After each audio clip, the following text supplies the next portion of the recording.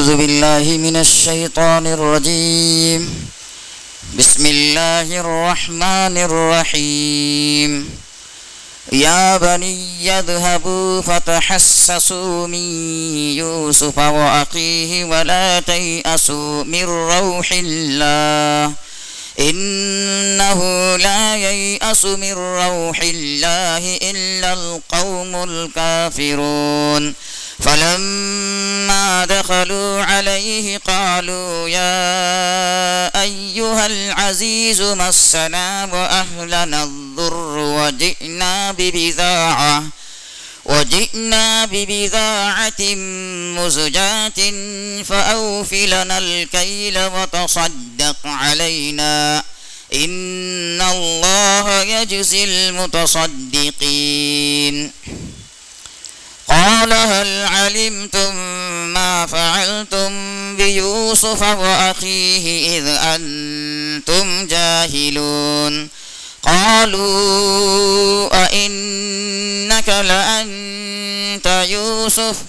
قال أنا يوسف وهذا أخي قد من الله علينا إنه من يتق ويصبر فإن الله لا يضيع أجر المحسنين. قالوا تالله لقد آثرك الله علينا وإن كنا لخاطئين. قال لا تثريب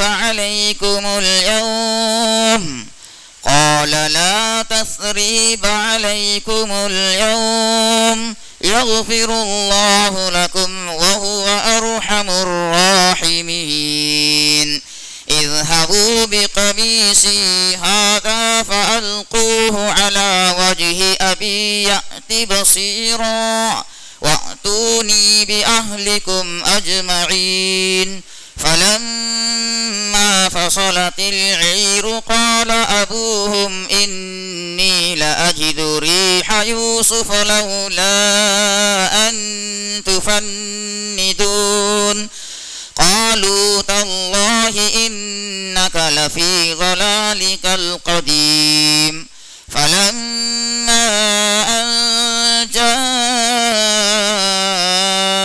البصير ألقاه على وجهه فارتد بصيرا قال ألم أقل لكم إني أعلم من الله ما لا تعلمون.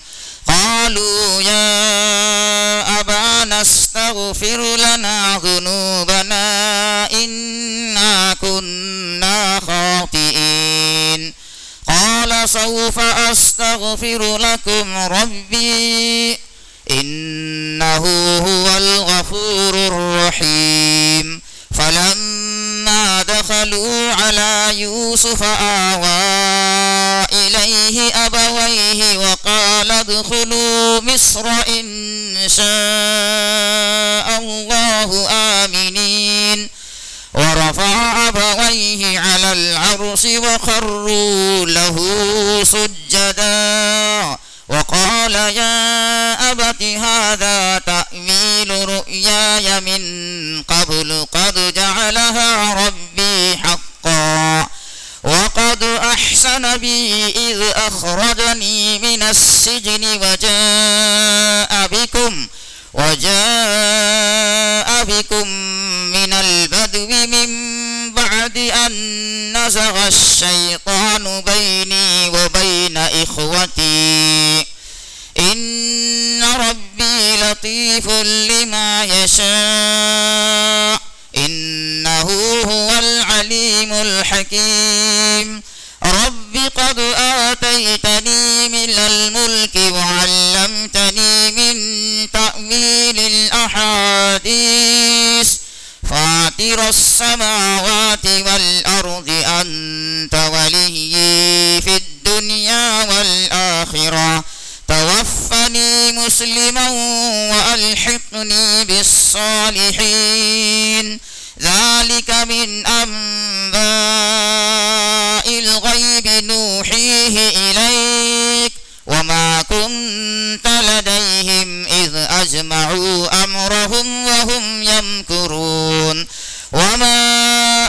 أكثر الناس ولو حرصت بمؤمنين وما تسألهم عليه من أجر إن هو إلا ذكر للعالمين وكأي من آية في السماوات والأرض يمرون عليها وهم عنها معرضون وما يؤمن أكثرهم بالله إلا وهم مشركون أفأمنوا أن تأتيهم غاشية من عذاب الله أو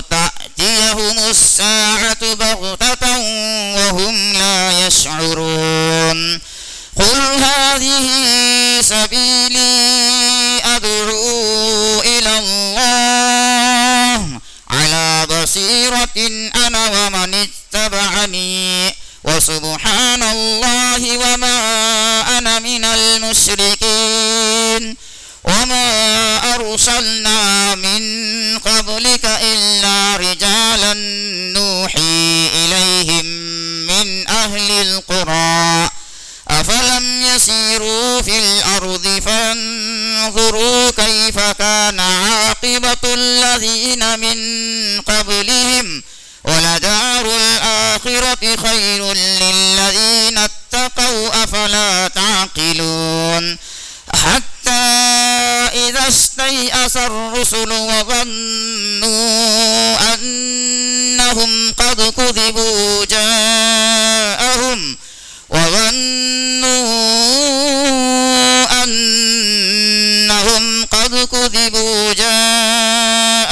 نصرنا فنجي من نشاء ولا يرد بأسنا عن القوم المجرمين لقد كان في قصصهم عبرة لأولي الألباب ما كان حديثا يفترى ولكن تصديق الذي بين يديه وتفصيل لكل شيء ورحمة لقوم يؤمنون صدق الله العظيم.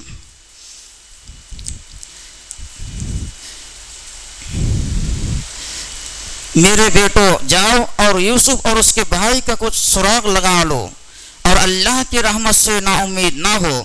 یقین جانو اللہ کی رحمت سے وہی لوگ نا امید ہوتے ہیں جو کافر ہیں. چنانچہ جب یوسف کے پاس پہنچے تو انہوں نے یوسف سے کہا کہ اے عزیز ہم پر اور ہمارے گھر والوں پر سخت مصیبت پڑی ہوئی ہے اور ہم ایک معمولی سی پونجی لے کر آئے ہیں. آپ ہمیں پورا غلہ دے دیجئے اور اللہ کے لیے ہم پر احسان کیجئے. یقیناً اللہ اپنی خاطر احسان کرنے والوں کو بڑا جزا بڑا اجر عطا فرماتا ہے. یوسف نے کہا تمہیں کچھ پتہ ہے کہ تم جب جہالت میں مبتلا تھے تو تم نے یوسف اور اس کے بھائی کے ساتھ کیا کیا تھا؟ اس پر وہ بول اٹھے ارے کیا تم ہی یوسف ہو؟ یوسف نے کہا میں یوسف ہوں اور یہ میرا بھائی ہے. اللہ نے ہم پر بڑا احسان فرمایا ہے. حقیقت یہ ہے کہ جو شخص تقوی اور صبر سے کام لیتا ہے تو اللہ نیکی کرنے والوں کا اجر ضائع نہیں کرتا. انہوں نے کہا اللہ کی قسم اللہ نے تم کو ہم پر ترجیح دی ہے اور ہم یقیناً خطا کار تھے. یوسف بولے آج تم پر کوئی ملامت نہیں ہوگی, اللہ تمہیں معاف کرے, وہ سارے رحم کرنے والوں سے بڑھ کر رحم کرنے والا ہے. یہ میرا قمیص لے جاؤ اور اسے میرے والد کے چہرے پر ڈال دینا, اس سے ان کی بینائی واپس آ جائے گی اور اپنے سارے گھر والوں کو میرے پاس لے آؤ. اور جب یہ قافلہ مصر کے کنعان کی طرف روانہ ہوا تو ان کے والد نے کنعان میں آس پاس کے لوگوں سے کہا کہ اگر تم مجھے یہ نہ کہو کہ بوڑھا سٹھیا گیا ہے تو مجھے تو یوسف کی خوشبو آ رہی ہے. لوگوں نے کہا اللہ کی قسم آپ ابھی تک اپنی پرانی غلط فہمی میں پڑے ہوئے ہیں. پھر جب خوشخبری دینے والا پہنچ گیا تو اس نے یوسف کا قمیص ان کے منہ پر ڈال دیا اور فوراً ان کی بینائی واپس آ گئی. انہوں نے اپنے بیٹوں سے کہا کیا میں نے تم سے نہیں کہا تھا کہ اللہ کے بارے میں جتنا جانتا ہوں تم نہیں جانتے؟ وہ کہنے لگے ابا جان آپ ہمارے گناہوں کی بخشش کی دعا فرمائیے، ہم یقیناً بڑے خطا کار تھے۔ یعقوب نے کہا میں عنقریب اپنے پروردگار سے تمہاری بخشش کی دعا کروں گا، بے شک وہی ہے جو بہت بخشنے والا بڑا مہربان ہے۔ پھر جب یہ سب لوگ یوسف کے پاس پہنچے تو انہوں نے اپنے والدین کو اپنے پاس جگہ دی اور سب سے کہا کہ آپ سب مصر میں داخل ہو جائیں جہاں انشاءاللہ سب چین سے رہیں گے، اور انہوں نے اپنے والدین کو تخت پر بٹھایا اور وہ سب ان کے سامنے سجدے میں گر پڑے۔ اور یوسف نے کہا ابا جان یہ میرے خواب کی تعبیر ہے جسے میرے پروردگار نے سچ کر دکھایا، اور اس نے مجھ پر بڑا احسان فرمایا کہ مجھے قید خانے سے نکال دیا اور آپ لوگوں کو دیہات سے یہاں لے آیا، حالانکہ اس سے پہلے شیطان نے میرے اور میرے بھائیوں کے درمیان فساد ڈال دیا تھا۔ حقیقت یہ ہے کہ میرا پروردگار جو کچھ چاہتا ہے اس کے لیے بڑی لطیف تدبیریں کرتا ہے، بے شک وہی ہے جس کا علم بھی کامل ہے، حکمت بھی کامل۔ میرے پروردگار تو نے مجھے حکومت سے بھی حصہ عطا فرمایا اور مجھے تعبیر خواب کے علم سے بھی نوازا۔ آسمانوں اور زمین کے پیدا کرنے والے تو ہی دنیا اور آخرت میں میرا رکھوالا ہے، مجھے اس حالت میں دنیا سے اٹھانا کہ میں تیرا فرما بردار ہوں اور مجھے نیک لوگوں میں شامل کرنا۔ اے پیغمبر یہ تمام واقعہ غیب کی خبروں کا ایک حصہ ہے جو ہم تمہیں وحی کے ذریعے بتا رہے ہیں، اور تم اس وقت ان یوسف کے بھائیوں کے پاس موجود نہیں تھے جب انہوں نے سازش کر کے اپنا فیصلہ پختہ کر لیا تھا کہ یوسف کو کنویں میں ڈالیں گے۔ اس کے باوجود اکثر لوگ ایمان لانے والے نہیں ہیں، چاہے تمہارا کیسا ہی دل چاہتا ہو، حالانکہ تم ان سے اس تبلیغ پر کوئی اجرت نہیں مانگتے۔ یہ تو دنیا جہاں کے سب لوگوں کے لیے بس ایک نصیحت کا پیغام ہے، اور آسمانوں اور زمین میں کتنی ہی نشانیاں ہیں جن پر ان کا کارگزر ہوتا رہتا ہے، مگر یہ ان سے منہ موڑ جاتے ہیں۔ اور ان میں سے اکثر لوگ ایسے ہیں کہ اللہ پر ایمان رکھتے بھی ہیں تو اس طرح کہ وہ اس کے ساتھ شرک بھی کرتے جاتے ہیں۔ بھلا کیا ان لوگوں کو اس بات کا ذرا ڈر نہیں ہے کہ اللہ کے عذاب کی کوئی بلا آ کر ان کو لپیٹ لے، یا ان پر قیامت اچانک ٹوٹ پڑے اور انہیں پہلے سے احساس بھی نہ ہو۔ اے پیغمبر کہہ دو کہ یہ میرا راستہ ہے، میں بھی پوری بصیرت کے ساتھ ساتھ اللہ کی طرف بلاتا ہوں، اور جنہوں نے میری پیروی کی ہے وہ بھی، اور اللہ ہر قسم کے شرک سے پاک ہے، اور میں ان لوگوں میں سے نہیں ہوں جو اللہ کے ساتھ کسی کو شریک ٹھہراتے ہیں۔ اور ہم نے تم سے پہلے جو رسول بھیجے وہ سب مختلف بستیوں میں بسنے والے انسان ہی تھے جن پر ہم وہی بھیجتے تھے، تو کیا ان لوگوں نے زمین میں چل پھر کر یہ نہیں دیکھا کہ ان سے پہلے کی قوموں کا انجام کیسا ہوا، اور آخرت کا گھر یقیناً ان لوگوں کے لیے کئی بہتر ہے جنہوں نے تقوی اختیار کیا، کیا پھر بھی تم عقل سے کام نہیں لیتے؟ پچھلے انبیاء کے ساتھ بھی یہی ہوا کہ ان کی قوموں پر عذاب آنے میں کچھ دیر لگی، یہاں تک کہ جب پیغمبر لوگوں سے مایوس ہو گئے اور کافر لوگ یہ سمجھنے لگے کہ انہیں جھوٹی دھمکیاں دی گئی تھیں، تو ان پیغمبروں کے پاس ہماری مدد پہنچ گئی، یعنی کافروں پر عذاب آیا، اور جن کو ہم چاہتے تھے انہیں بچا لیا گیا، اور جو لوگ مجرم ہوتے ہیں ان سے ہمارے عذاب کو ٹالا نہیں جا سکتا۔ یقیناً ان کے واقعات میں عقل و ہوش رکھنے والوں کے لیے بڑا عبرت کا سامان ہے۔ یہ کوئی ایسی بات نہیں ہے جو جھوٹ موٹ گھڑی گئی ہو، بلکہ اس سے پہلے جو کتابیں آ چکی ہیں ان کی تصدیق ہے، اور ہر بات کی وضاحت، اور جو لوگ ایمان لائے ان کے لیے ہدایت اور رحمت کا سامان ہے۔ چونکہ حضرت یعقوب علیہ السلام کو یقین تھا کہ یوسف علیہ السلام بھی کہیں نہ کہیں زندہ ہیں اور بنیامین گرفتار ہیں، اس لیے انہوں نے کچھ عرصے کے بعد پورے وثوق کے ساتھ حکم دیا کہ جا کر ان دونوں کو تلاش کرو۔ اتنے میں جو غلہ اب تک آیا تھا وہ ختم ہو چکا تھا اور قحط کی حالت جاری تھی، اس لیے ان بھائیوں نے سوچا کہ پھر مصر جائیں، کیونکہ بنیامین تو وہاں یقینی طور پر موجود ہیں۔ پہلے ان کی واپسی کی کوشش کرنی چاہیے، پھر یوسف علیہ السلام کا بھی کچھ سراغ لگانے کی کوشش کریں گے۔ چنانچہ انہوں نے مصر جا کر پہلے تو یوسف علیہ السلام سے غلے کی بات کی تاکہ ان کا دل کچھ نرم پڑ جائے، تو بنیامین کی واپسی کی بھی درخواست کریں۔ اگلی آیتوں میں حضرت یوسف علیہ السلام سے ان کی گفتگو بیان کی گئی ہے، مطلب یہ ہے کہ قحط کی وجہ سے ہم سخت بدحالی کا شکار ہیں، اس لیے اس مرتبہ ہم اتنی قیمت بھی نہیں لا سکے جو اپنے حصے کا غلہ خریدنے کے لیے درکار ہوتی ہے، لہٰذا اب جو کچھ آپ دیں گے وہ محض احسان ہی ہوگا۔ قرآن کریم میں لفظ صدقہ استعمال ہوا ہے۔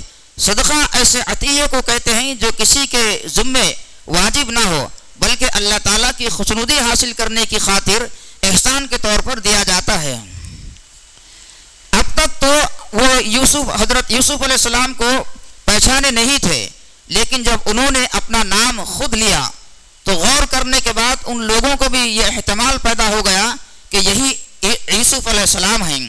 یہاں سوال پیدا ہوتا ہے کہ حضرت یوسف علیہ السلام یقیناً جانتے ہوں گے کہ ان کی جدائی سے ان کے والد بزرگوار پر کیا گزر رہی ہوگی، اس کے باوجود اتنے لمبے عرصے تک انہوں نے کسی بھی ذریعے سے اپنی خیریت کی کوئی خبر اپنے والد تک پہنچانے کی کوشش نہیں کی۔ اول تو عزیز کے گھر میں رہنے کے دوران خبر بھیجنا کچھ مشکل نہ ہونا چاہیے تھا، پھر قید سے آزادی کے بعد تو ان کو ملک پر مکمل اقتدار بھی حاصل ہو چکا تھا۔ وہ شروع ہی میں حضرت یعقوب علیہ السلام اور اپنے سارے گھر والوں کو مصر بلانے کا انتظام کر سکتے تھے، اور جو بات انہوں نے اپنے بھائیوں سے اب کہی وہ ان کی پہلی آمد کے موقع پر بھی فرما سکتے تھے، اور اس طرح حضرت یعقوب علیہ السلام کے رنج و غم کا زمانہ مختصر ہو سکتا تھا۔ لیکن انہوں نے ایسا کیوں کوئی اقدام نہیں کیا؟ اس کی وجہ بظاہر یہ معلوم ہوتی ہے کہ ان سارے واقعات میں اللہ تعالیٰ کی مشیت کی بڑی حکمتیں پوشیدہ تھیں، اور اللہ تعالیٰ کو اپنے محبوب بندے اور رسول حضرت یعقوب علیہ السلام کے صبر و ضبط کا امتحان لینا تھا۔ اس لیے اس پورے عرصے میں حضرت یوسف علیہ السلام کو یہ اجازت نہیں دی گئی کہ وہ اپنے والد سے رابطہ کریں۔ حضرت یوسف علیہ السلام نے اپنے بھائیوں سے کہہ دیا تھا کہ وہ اپنے سب گھر والوں کو مصر لے آئیں، چنانچہ وہ ایک قافلے کی صورت میں مصر سے روانہ ہوئے۔ ادھر وہ مصر سے نکلے اور ادھر کنعان میں حضرت یعقوب علیہ السلام کو حضرت یوسف علیہ السلام کی خوشبو آنے لگی۔ یہ دونوں پیغمبروں کا ایک معجزہ تھا اور حضرت یعقوب علیہ السلام کے لیے بشارت کہ ان کی آزمائش کا زمانہ ختم ہونے والا ہے۔ یہاں یہ بات قابل توجہ ہے کہ جب حضرت یوسف علیہ السلام کنعان کے قریب ہی کنویں میں موجود تھے، اس وقت حضرت یعقوب علیہ السلام کو ان کی خوشبو نہیں آئی۔ اس کے علاوہ مصر میں قیام کے دوران بھی انہیں اس سے پہلے اس کا احساس نہیں ہوا۔ اس سے معلوم ہوا کہ معجزہ کسی نبی کے اپنے اختیار میں نہیں ہوتا، اللہ تعالیٰ جب چاہتے ہیں اس کا مظاہرہ فرما دیتے ہیں۔ یعنی یہ غلط فہمی کہ حضرت یوسف علیہ السلام ابھی زندہ ہیں اور ان سے ملاقات ہو سکتی ہے۔ خوشخبری دینے والے حضرت یوسف علیہ السلام کے سب سے بڑے بھائی تھے، جن کا نام بعض روایات میں یہودا اور بعض میں روبن آیا ہے، اور خوشخبری دینے سے مراد یہ خوشخبری ہے کہ حضرت یوسف علیہ السلام ابھی زندہ ہیں اور انہوں نے سب گھر والوں کو اپنے پاس بلایا ہے۔ یہ بھی ایک معجزہ تھا۔ حضرت یوسف علیہ السلام کی قمیص چہرے پر ڈالنے سے حضرت یعقوب علیہ السلام کی بینائی واپس آ گئی۔ مفسرین نے فرمایا ہے کہ حضرت یوسف علیہ السلام کی قمیص سے کئی اہم واقعات ظاہر ہوئے۔ انہی قمیص کو ان کے بھائی خون لگا کر لائے تھے، اور اس کو صحیح سالم دیکھ کر حضرت یعقوب علیہ السلام یہ سمجھ گئے تھے کہ حضرت یوسف علیہ السلام کو بھیڑیے نے نہیں کھایا، اور انہی کا قمیص تھا جو زلیخا نے پیچھے سے پھاڑا اور اس سے ان کی بے گناہی ثابت ہوئی، اور اب یہی قمیص تھا جس کی خوشبو حضرت یعقوب علیہ السلام کو دور سے محسوس ہوئی، اور بالآخر اسی سے ان کی بینائی واپس آئی۔ حضرت یوسف علیہ السلام اپنے والدین، بھائیوں اور دوسرے گھر والوں کے استقبال کے لیے شہر سے باہر تشریف لائے تھے، اور جب والدین سے ملاقات ہوئی تو انہوں نے ان کا خاص اکرام کر کے انہیں اپنے پاس بٹھایا، اور ابتدائی باتوں کے بعد سارے آنے والوں سے کہا کہ اب سب لوگ شہر میں اطمینان کے ساتھ چل کر رہیں۔ اس معاملے میں روایت مختلف ہیں۔ حضرت یوسف علیہ السلام کی حقیقی والدہ اس وقت زندہ تھیں یا نہیں؟ اگر زندہ تھیں تو تب تو والدین سے مراد حقیقی والدین ہیں، اور اگر وفات پا چکی تھیں تو سوتیلی والدہ کو بھی چونکہ ماہی کی طرح سمجھا جاتا ہے، اس لیے ان کو بھی والدین میں شامل کر لیا گیا۔ حضرت عبداللہ بن عباس رضی اللہ عنہما سے اس آیت کی جو تفسیر مروی ہے، اس کے مطابق ان سب حضرات نے یہ سجدہ یوسف علیہ السلام کے سامنے اللہ تعالیٰ کا شکر بجا لانے کے لیے کیا تھا، یعنی سجدہ اللہ تعالیٰ ہی کو تھا، البتہ یوسف علیہ السلام کے سامنے اور ان کے مل جانے کی خوشی میں کیا تھا۔ امام رازی رحمۃ اللہ علیہ نے اسی تفسیر کو راجح قرار دیا ہے۔ البتہ دوسرے مفسرین نے فرمایا ہے کہ یہ عبادت کا نہیں بلکہ تعظیم کا ویسا ہی سجدہ تھا جیسا فرشتوں نے حضرت آدم علیہ السلام کو کیا تھا، اور وہ حضرت یوسف علیہ السلام کی شریعت میں جائز تھا۔ تاہم حضرت صلی اللہ علیہ وسلم کی شریعت میں اللہ تعالیٰ کے سوا کسی کو تعظیمی سجدہ کرنا بھی جائز نہیں ہے۔ یعنی اس خواب میں چاند سورج سے مراد حضرت یوسف علیہ السلام کے والدین تھے، اور ستاروں سے ان کے 11 بھائی۔ حضرت یوسف علیہ السلام کو مصائب و آلام کے جس طویل دور سے گزرنا پڑا تھا، اگر کوئی اور ہوتا تو والدین سے ملاقات کے بعد اپنی تکلیفوں کا دکڑا سناتا، لیکن حضرت یوسف علیہ السلام کو دیکھیے کہ ان مصائب کے بارے میں ایک لفظ کہے بغیر واقعات کے صرف اچھے رخ کا ذکر کر کے اللہ تعالیٰ کا شکر ادا فرمایا۔ قید خانے میں جانے کا نہیں، وہاں سے نکلنے کا ذکر فرمایا۔ والدین کی جدائی کا بیان کرنے کے بجائے ان کے مصر آ جانے کا تذکرہ فرما کر اس پر شکر ادا کیا۔ بھائیوں نے ستم ڈھائے تھے، ان کو شیطان کا مچایا ہوا فساد قرار دے کر بات ختم فرما دی۔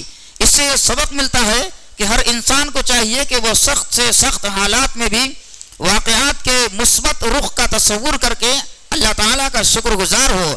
جیسا کہ شروع صورت میں عرض کیا گیا تھا کہ حضرت یوسف علیہ السلام کا یہ واقعہ اللہ تعالیٰ نے ان کافروں کے جواب میں نازل فرمایا تھا جو حضرت صلی اللہ علیہ وسلم سے یہ پوچھ رہے تھے کہ بنی اسرائیل کے مصر میں آباد ہونے کی کیا وجہ تھی۔